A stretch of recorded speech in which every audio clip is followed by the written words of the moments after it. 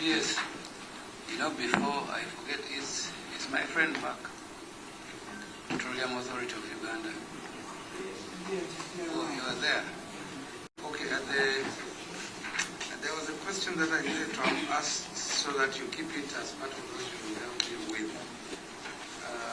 It is in line with the difference between disaster recovery data and then real-time monitoring system. If you went to a person that does not regularly sit in this committee or in your meetings, and then you told them that I need money for the data recovery center, at the same time you tell that person I need financing for the real-time monitoring system. So this person will go away and rise up and ask you, so do you mean the real-time monitoring system cannot give you cannot recover data and let you know what status there and vice versa? What exactly would you use as key distinguishing features of what these two systems are, and how do you deal with the necessity of both? So later, just take note of that. I've forgotten it the other time. Yes, please. Okay, we'll respond to that later. Chair, allow me now invite the Managing Director, UEDCL, Mr. Paul Mwesigwa, to respond to the issues on page 105, and in addition to any earlier issues that you raised.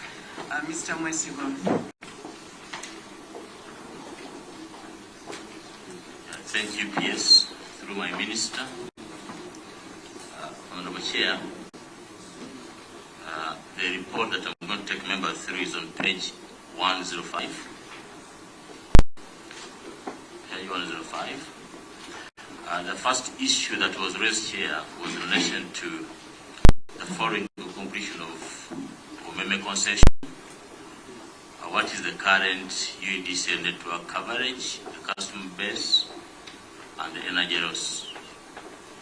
As of this year, Chair and members of Parliament, the current network is at 92,190 kilometers across the country, with a customer base of 2.7 million.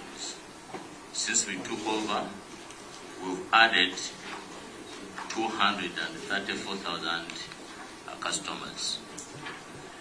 The current energy loss weighted average is at 8.1. Our forecast by end of 2026-2027, the network will be about 146. Why? Because now we've activated new connections on one pole services, which we are targeting to connect up to 150,000 on an average addition of 0.12 kilometers per customer, plus also transformer injection, which we are targeted to inject about to 600 to 700 transformers on an average kilometer length of 2 kilometers per transformer added, plus other requisition of network that comes on board as the customer's demand. On the customer numbers, we expect to be at the 3.3 million customers. Why? Based on the agreement we signed with the Ministry of Energy on ESP, we are supposed to add 890,000 customers in 2 years. And the mechanism has been put on the ground. Luckily enough, we've activated the customer awareness, and in the pipeline we have about 440,000 customers in the pipeline for connection. The same applies to energy loss target as given by the regulator of 12.3, but this one will require a lot of investment and project execution. Chair, the second issue that was raised, that how much revenue do you project to collect from electricity distribution, excluding bulk supply, sales, service charges, and etc. On page 105, we put a summary of our revenue, how we performed from July to December 2026, and also our projection from January 2026, how we shall perform from July to December 2026, and the projection from January to June 2027. On average, total expected revenue will be 2.4 trillion. But if we add all the revenues, including other fees plus inspection, we are projecting a total revenue of about 2.6 trillion, with a corresponding expense totaling to, in terms of cost of supply, the money we paid to transmission of 2.1 trillion, plus other expenses totaling to 339 billion, with a total revenue balance which we are planning to deploy on capex or investment in line with the investment approved by ERA of about 207 billion. Chair, specifically on this note, allow me to update that most of our money that we collect is payment transmission. And as of today, we've paid all our bills to zero. The third issue that was raised was your investment plan for 2026-2027 to strengthen the distribution infrastructure, including substation, upgrade, new lines, transformers, metering, and ICT. In the same table, we've included a schedule summarized, but we have the details.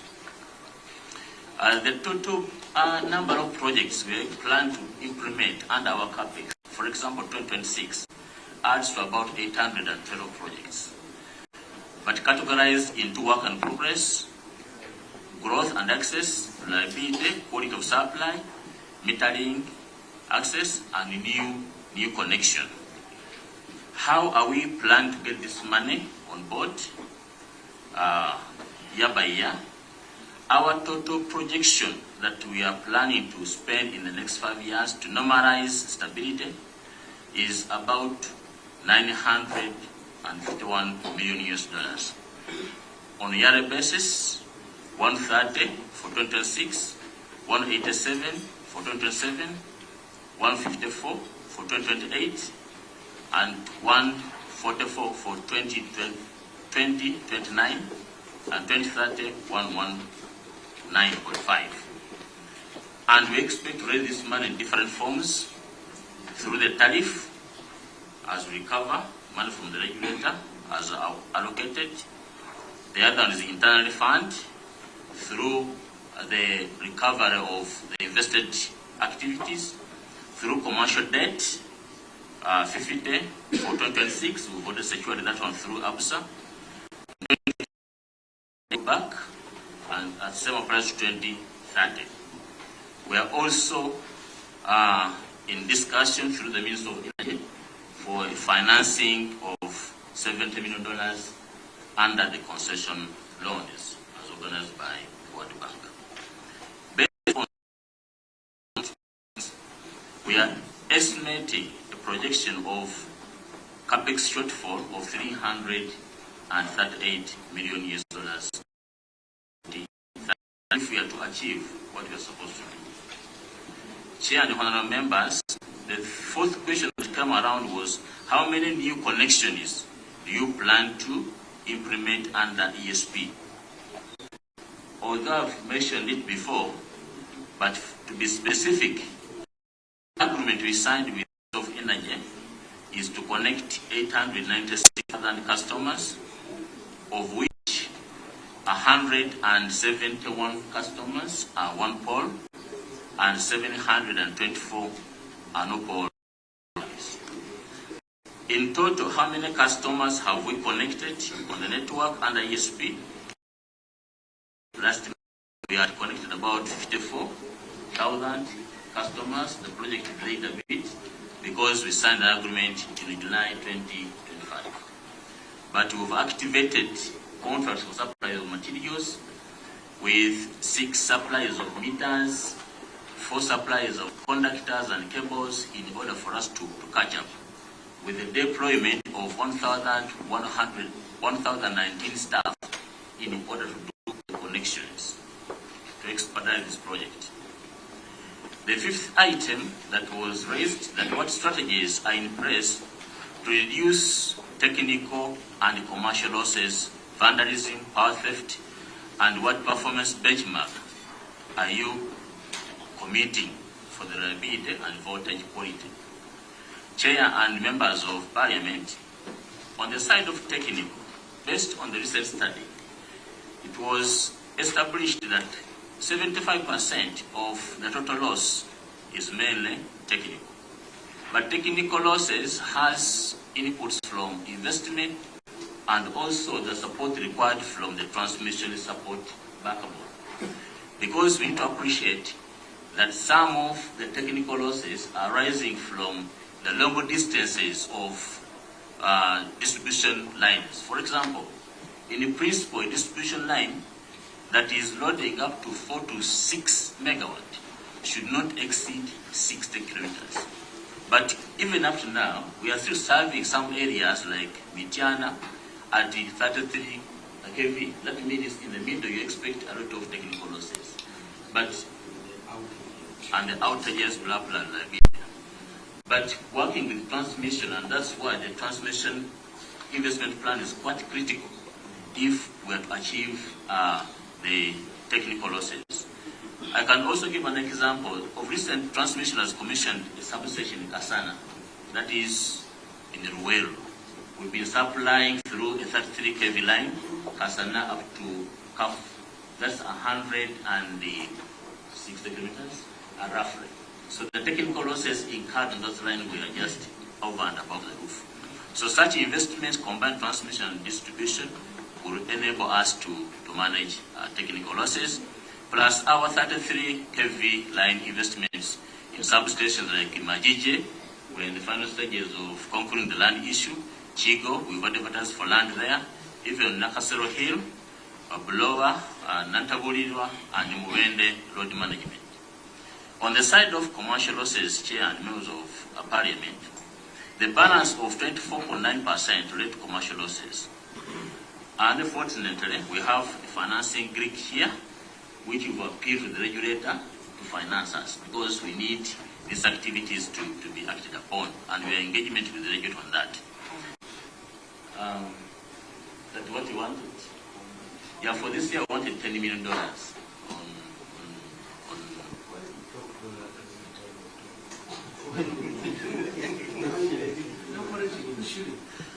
Chair and members of the board, in conversion about 37 billion. That's what you wanted on commercial losses. And among the activities that we've had earmarked, out of the 2.4 million customers that we took over, about 12% of those customers, the meters were due for obsolescence. They were old. That means about 200,000 customers on repayment. We are at risk of having performance issues on side of energy losses. So among our activity is meter audit with energy loss recovery to customers, and also performance on obsolescence and etc.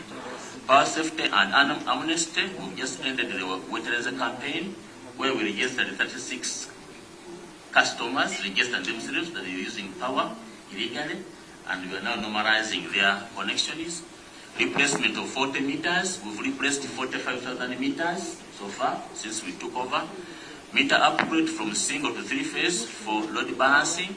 We have some areas which are using inappropriate meter levels, and we are encouraging them to upgrade their load. Application of automated meter reading technology. All the meters that we are importing and we are going to deploy the smart meter, we no longer encourage meters where we send meter readers. We want to be reading meters online, and that's the technology that we are deploying. Also, cluster boxes for secure metering. Cluster cluster boxes. That's when put more than 256 meters in one metallic box up at the pole with a padlock. We need to update members of parliament that the population is very serious when it comes to city power. They can climb that pole when the need arises, however much it's difficult to climb. On the issue of vandalism, honorable members of parliament, since we took over, we suffered heavily. We had up to 331 cases of vandalism. To our supplies, about 70, they are within Kampala. And what are they vandalizing? Half a meter of a corridor of a cable, half a piece of a supply to a transformer. And when it comes to the villages like Nakasongola, Mitiana, Kasanda, they are actually harvesting our ABC cables. Harvesting. They go and harvest a village. So our appeal to the population is, please be vigilant. But where is the market for those products? There are several markets based on intelligence. One is scrap, and the other are the subcontractors who have come on. We as UEDCL, we are advocating to stop subcontracting, but we have created an avenue for unemployment. So we opened up. Now, since we opened up, after consultation with the sector agencies and the government plus security, but seems we have to go back on the drawing board to see where the things coming from. Of recent, they are... Don't go along with them, but you create discipline. Honorable Chair, we've tried to create discipline. Among the discipline, that if you are to hand over to us any project done, you should present IFRIS receipts where you have bought those materials. But what we found out, these contractors collide with their clients. They present an IFRIS report on this project, the same IFRIS report on the other project, like that.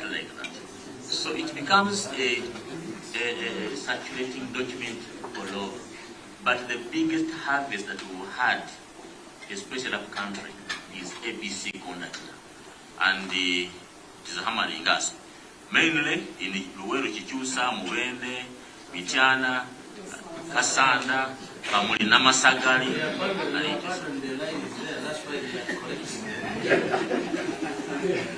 And we need to thank the Ministry of Energy. Since we took over, they have assisted us with huge volumes of material to replace vandalized transformers and conductors. So it is another cost that's coming on board. The next issue, Honorable Chair, is how are you implementing new tariff category for industrial consumers? I think Honorable Chair, the regulator has mentioned elaborated on that matter. We implement as per what the regulator has approved, and we've set our systems to abide by that. The next issue, Honorable Chair, is what is your plan for integrating mini-grids, off-grid systems, and embedded generators into the distribution network? We have mini-grids, more than 12, embedded into 33. And working with the transmission and Ministry of Energy, for any mini-grid that comes around, we do an assessment of the losses that will be coming on the network and ability to consume the energy within. We have some mini-grids which we're evacuating at 100%, but we also have some where we don't have capacity that we've capped. Other than evacuating, say, 100%, you cover 20% or 30%, because that's a variable line that can support till when the transmission grid comes onto board. It is a challenge, but we need to work with it. Or till when the local consumption increases in order to consume the generated energy. the next issue, how are you managing customer service, complaint, handling, billing, accuracy, dispute resolution, and what indicators should the committee use to monitor improvement? Honorable Chair, in line with the target we have from the regulator, the quality of service is monitored through standards on access for electricity supply. The second area is customer service and reliability. Allow me to summarize that we put up systems. For example, if there is any fault somewhere, a customer is supposed to call our toll-free. Why? We register that issue and the time it has been received. Then we start measuring how we are going to resolve the issue. That one has enhanced us to monitor our people in the field. And we've also activated it with what we call the instance, the automated instance management system. That if a customer calls and you mention I'm in Jileka, automatically the system sends the technical person on the ground a message that you have a fault, maybe around number, so take action on this, and these are what details for the customer who has contacted us. But at the same time, on the side of metering, we've endeavored to at least to make sure that we do meter reading for the few meters that we have, which are still on postpaid. But we are upgrading all of them to be online. Customer reconnection is mainly automated, and based on our performance last year, we've secured 70% as compared to the target of 75. We still have more work to do as the business stabilizes. But what are the critical issues that has given us sleepless nights? The performance of meters. Token has failed to be loaded, and also delayed connection because they applied before we took over, and now we've taken over, we've signed agreements. So what are we doing? Based on the suppliers that we've secured, we've ordered a total of 800,000 meters. On that one alone, allow me Tell the manager about my ordeal. Is everywhere? You have actually been commenting on issue of vandalism and the materials so much that I realized you have a lot of information which you need to give us. Yeah, this is not about vandalism. But Engineer Paul, you pay for power for a connection. They tell you it is free, but the communication you get from somebody who is going to connect you will tell you, you have to wait for 2 months to get that free connection. If you want a quick service, pay 720. You see how Ugandans end up paying for a service that is supposed to be free. Thank you, Honorable Member of Parliament. Let me clarify on that. We have reduced the connection time. We found some customers who are in the line for more than a year. Now, our average time is between 3 to 4 months reduction. We are driving to make sure that we achieve the 5 to 10 days as per the regulator. But the hiccup that we've got, despite signing agreements with suppliers, we signed some agreements in September and December. Up to now, the deliveries are not yet finished. So we're also being delayed by the supply chain of equipment that's supposed to come into the country. But the message to some of the field staff, we don't manage NGOs. Some of the people have some characters. If any payment is in cash, don't allow. All the collection is collected by UEDCL, either through mobile money or bank. On that, we have 2 connection avenues, where it is free 100%, or where it is customer funded self-funded. Now with the self-funded, as you apply, you select, I'm going to do self-funded. There you pay for amount of 470 as approved by the regulator. Why are we leaving that channel? Because in 2021, when every connection was 3%, was free, ECP, it caused a crisis when the cash was flowing for free connection. So that window was opened. So what happened is when somebody pays for self-funded, because he or she has paid at a premium, we have a mechanism of connecting express, like in the passport control system. But with the huge volume that we are managing now, because by the time we took over 428, we cleared them, we now connected 230. But as soon as the customer got to understand that we are now connecting, luckily enough, the application is spiked. Because now we have 440,000 customers in the pipeline who have applied, and we are putting up the connection material. That's why we've contracted supplies up to 800,000 meters to come into the country. And out of that, 250, the contracts are fully signed. Then the other balance, the contracts are in the pipeline for signing. So, on that issue, MD, you have just said that you are working with people who are not NGOs. I have seen it myself. I was trying to connect my younger sister to your grid. But normally your people, your field people will tell you to wait. In other words, the system delays a bit, but if you want to be connected, you can do what? Pay some money so that it is weakened. So this is prevalent in the field. That is for your information. But I've heard you lament about the vandalism. I am privileged to be a member of this committee for the last 4 years. Vandalism is terrible and is causing a lot of losses not only to the sector but even to the community.